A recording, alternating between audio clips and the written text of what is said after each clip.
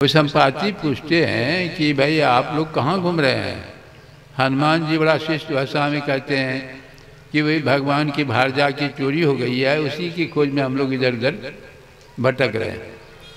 संपाति क्या कहता है, मैं तो यहीं से देख रहा हूँ, लंकापुरी में जो है अशोक वाटिका में सीता माई बैठी हुई है, 1600 किलोमीटर दूर इतना हम लोगों को दिखाई पड़ती है। 1600 किलोमीटर दूर देखने का सुख उसको कैसा मिलता होगा। घ्राण शक्ति देखिए कुत्ता का, देख लीजिए कुत्ता को जो घ्राण शक्ति है, सूंघ करके वो मर्डर को, चोर को, जो अपराधी है उसको पकड़ लेता है। उतनी कितनी घ्राण शक्ति तेज है, हम लोगों से ज्यादा। आप हर विषय को देखिए, आप जो है कहने का मेरा मतलब कि विषय सुख हम आपसे ज्यादा इतर प्राणी को है, विशेष सुख के लिए ही देते परमात्मा शरीर। ये विशेष सुख के लिए नहीं दिया है, यदि विशेष सुख के लिए ही सब कुकर शुकर का शरीर देते, विशेष सुख के लिए। तो क्या करें, विषय क्या करें। भगवान आँख कान नाक इंद्रियां सभी तो भगवान ने बनाया है, सब तो भगवान का बनाया हुआ।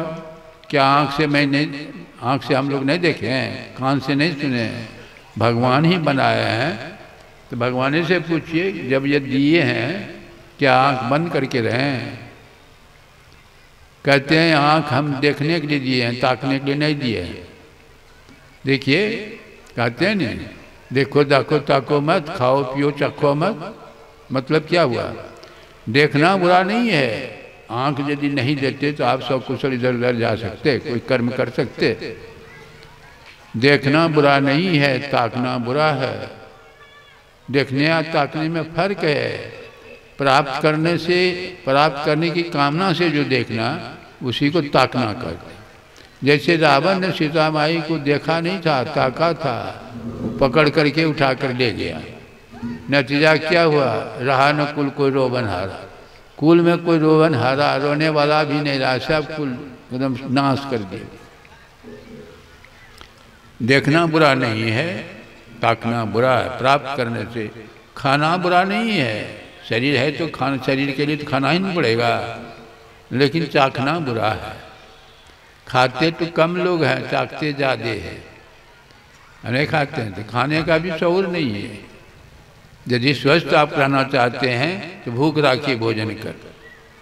यदि आप चाहते हैं कि किसी तरह बीमारी नहीं हो तो खाना को सुधार कर दिए। पहले खाना यदि सुधरा रहेगा तो किसी तरह की बीमारी नहीं रहेगी। सबसे बीमारी प्रारंभ होता है पेट से ही। एक बादशाह थे, एक व्यक्ति को भेज दिया वहाँ मक्का शरीफ, मोहम्मद साहब के पास, जाओ वहाँ जो भी लोग बीमार पड़े, किसी तरह का रोग हो, वहाँ इलाज करना। हकीम को भेज दिया। 1 साल 2 साल रहे वहाँ, कोई बीमारी है नहीं, पता नहीं किसी को बीमारी है नहीं, क्या इलाज करेंगे। तो मोहम्मद साहब से जाके पूछते हैं कि महाराज तो हमको तो बादशाह भेजे हैं ये रोग का इलाज करने के लिए, रोगी सबका, लेकिन यहाँ तो देखते हैं कोई ये रोगी नहीं, क्या कारण है, कारण क्या किसी। तो मोहम्मद साहब क्या करते हैं, भूख लगी ही रहती है तो हाथ खींच लेते हैं। मतलब क्या, भूख राखी भोजन करो। भूख राशि 4 रोटी खा लो, 3 खाइए। 3 खाइएगा तो उसमें हर्जा नहीं है। अचार से ऊपर खाइए 5 तो हर्जा। आप देखिए नहीं, आप जैसे हम लोगों का जो पेट है, कहा कि आधा अन्न से भरिए, आधा में आधा रखिए जल और आधा खाली रखिए हवा का।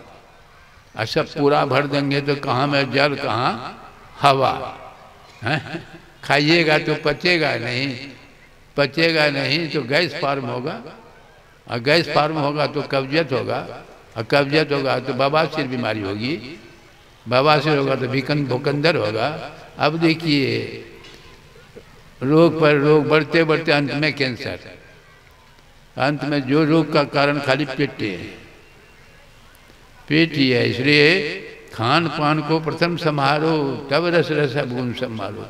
जितना तरह का गुण है, आप जब तक आपका खान पान नहीं सुधार रहेगा तो आप जो है अवगुण से नहीं बच सकते।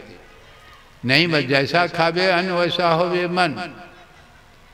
जैसा खावे अन्न वैसा। आप देखिए, आप दूध रोटी सब्जी खाते हैं, मांस मछली अंडा शराब कोई खाता है, तो आप देखिए मन पर असर नहीं पड़ता, मन पर असर पड़ता है। एक गिलास दूध पी लीजिए और एक गिलास जो है शराब पी लीजिए, देखिए तो मन उछलने लगेगा। शराबी सबको देखिएगा रोड पर चलता है तो कैसे कैसे चलता है, टेढ़ो टेढ़ो, बीच सड़क से नहीं जाएगा, वो अगल बगल में जाएगा। जब गिरेगा तो नाला में गिरेगा, नहीं नाला में गिर जाता, बीच सड़क पर गिरते नहीं देखेंगे आप। एक शराबी जा रहा था, उधर से भैंस जो आ रही थी, टकरा गया। अब भैंस के सामने हाथ जोड़ करके क्या कहता है, बहन जी हमसे भूल हो गई, क्षमा कीजिए। तो उधर से लड़का सब आ रहा था कॉलेज का, कहते हैं अरे किसको बंद कर रहे हो? कहा कि ये सामने में। क्या बहन है कि भैंस है? ओ भैंस है। कहा सुस्ता नहीं है। फिर आगे जब बढ़ते हैं तो उधर से मोटी तगड़ी महिला आ रही थी, फिर टकरा गया। कहते हैं देखिए नहीं कैसा लोग बेवकूफ है, भैंसिया को छोड़ दिया रास्ते पर, हमेशा टकराते रहते। मन पर असर, खाने का असर मन। जैसा खावे अन्न वैसा होवे खान पान का सुधार। आप देखिए, आप जब भी खाइएगा खाने के दरमियान में पानी कभी में मत पीजिएगा। जब भी खाएंगे नहीं, गला में अटक जाए तो घोट सुसुम पानी पी लीजिए, लेकिन वो गिलास जो है लोटा का लोटा खा रहे हैं आप, पानी पी रहे हैं, वो जहर का काम करता है, जहर का काम करता है। वह खाली खाइए कि खाने, जैसे ये जठराग्नि है ना, पेट जो आप बाहर में पकाते हैं तो पूरा नहीं पकता, वो जब फिर यहाँ परमात्मा का बनाया हुआ जठराग्नि यहाँ जो है चूल्हा पर चढ़ता है। अब जो वहाँ वो चल रहा चक्की, आप बीच में जो है पानी दे देंगे तो चूल्हा जो अग्नि जो प्रज्वलित है वह बुझ जाएगी। तब जो है पकाएगा कौन? वही सड़ेगा, गैस फॉर्म होगा। इसलिए खाने के 1 घंटा बाद या 40 मिनट पहले पीजिए, बीच में नहीं पीना चाहिए। थोड़ी सी गलती के चलते बहुत तरह की बीमारी हो जाती है। तो ये कहने का मेरा मतलब है कि जो भी विषय हम सेवन करते हैं सोच करके, क्या खाना क्या नहीं खाना, क्या 3 तरह का खाना होता है ना, सतोगुनी, रजोगुनी, तमोगुनी।